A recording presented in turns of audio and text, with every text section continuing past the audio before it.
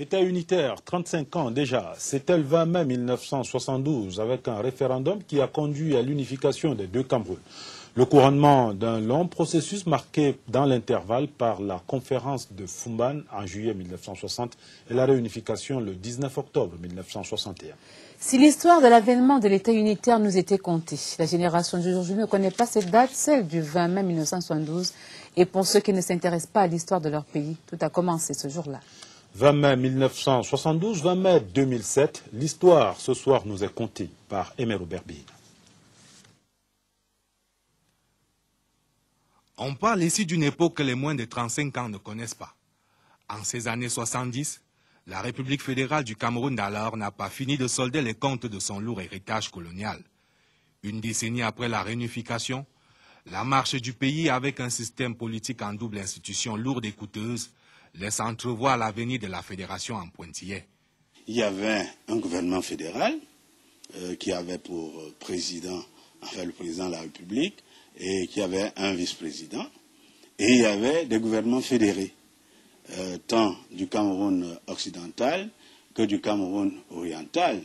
Au niveau du Parlement, il y avait une assemblée nationale et des assemblées locales, si je peux les appeler ainsi. Donc c'était un phénomène assez lourd. Le cap est donc mis sur l'unification, même s'il est inscrit dans la trame de l'histoire, même si l'establishment de l'époque se murmure bien que le président Amadou Ahidjo va franchir le pas.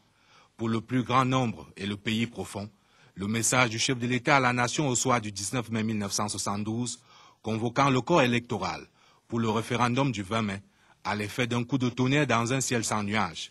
L'histoire s'emballe. Ça a été un long discours que le président Ahidjo avait prononcé et qui avait marqué les esprits à cette époque-là, puisque la plupart d'entre nous sommes allés voter. La victoire écrasante du oui vient accorder toute sa légitimité à une démarche historique, longtemps pensée par le président Ahidjo. Et c'est pour ça qu'il y a eu une conférence à Fumban. Les deux protagonistes, Foncha et Ahidjo, qui y sont allés, n'avaient pas la même vision, la même idée. Ahidjo a accepté la fédération, mais il voulait en réalité un pays, un pouvoir central fort. Depuis le temps, 35 années ont passé et la dynamique unitaire fait son chemin, à sens unique, malgré les vents contraires. Ceux qui ont 35 ans ont de la chance, ils sont nés avec l'unité.